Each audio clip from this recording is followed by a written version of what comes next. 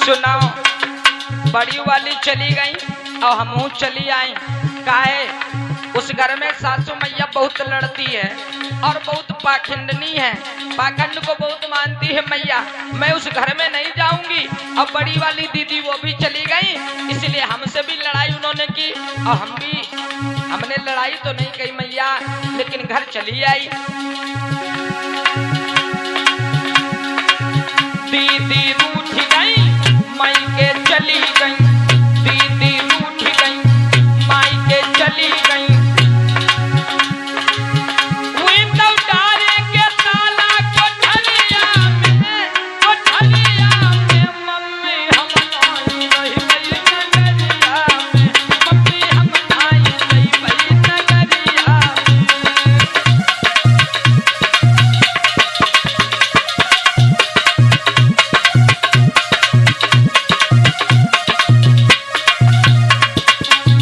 और सुनाओ,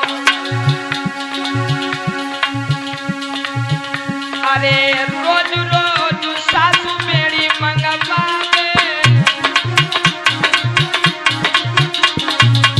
हमसे हमारी सासू रोज रोज बेड़ी मंगवावत करे और ये हमें पसंद नहीं बिल्कुल मैया।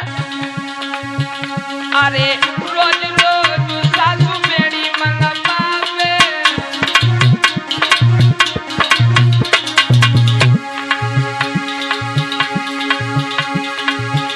अरे बेड़ी मंगवावे, मुझे खैनी मंगवावे।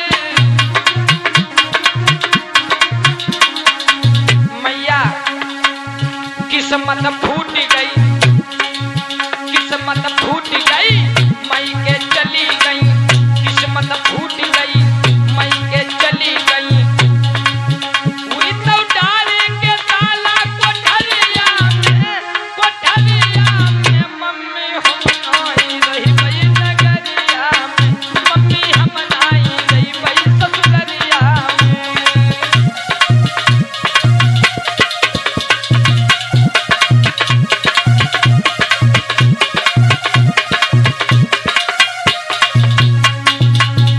और सुनाओ,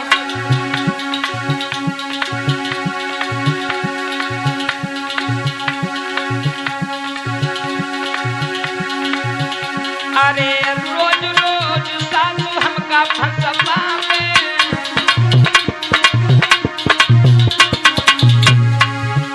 अरे रोज रोज सासू हमका फुसलावे।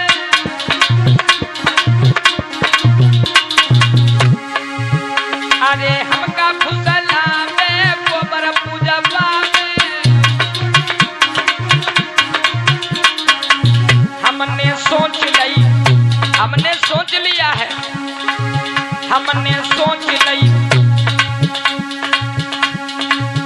हमने सोच ली, पूजा छोड़ी ली, हमने सोच ली, पूजा छोड़ी ली।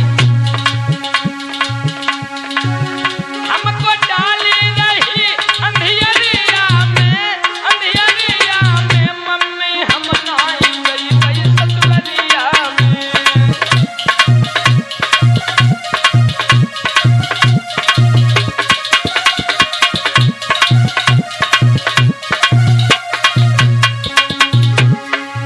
दीदी रूठ गई, मायके चली गई, दीदी रूठ गई, मायके चली गई। हुई तो डारे के ताला कोठरिया में मम्मी हम आई रही बई ससुररिया में।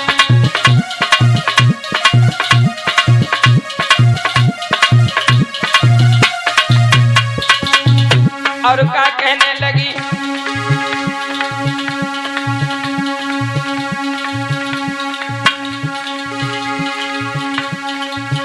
अरे एक दिन सासू मेरी देवी बनवावे,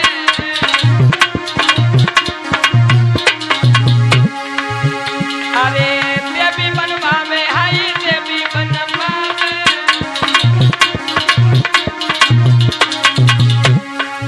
एक दिन सासू मेरी देवी मनाई रही थी और हमने क्या किया, हमने कहा मैया ये देवी ना पूजो, ये लोकल देवी हैं। अपने मैया बबूला की पूजा करो।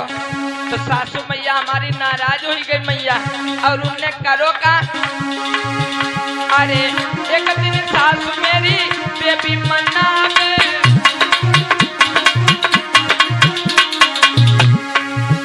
अरे देवी मनावे नैया देवी मनावे।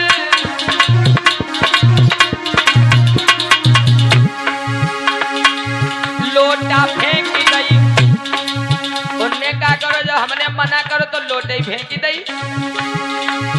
लोटा फेंक गई, बटुली कूच गई। लोटा फेंक गई, बटुली कूच गई। हुई तो मारी है लाठी कमरिया में मम्मी हम नाई गई भाई ससुरिया में।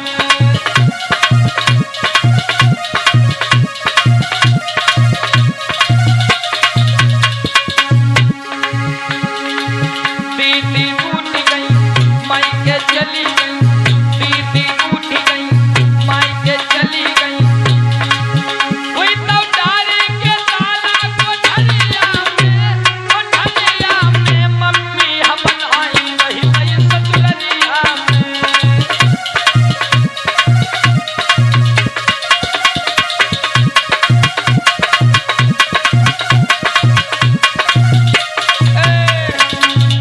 बोली भगवान बुद्ध की, बोली बाबा साहब की, बोलिए सभी महान पुरुषों की।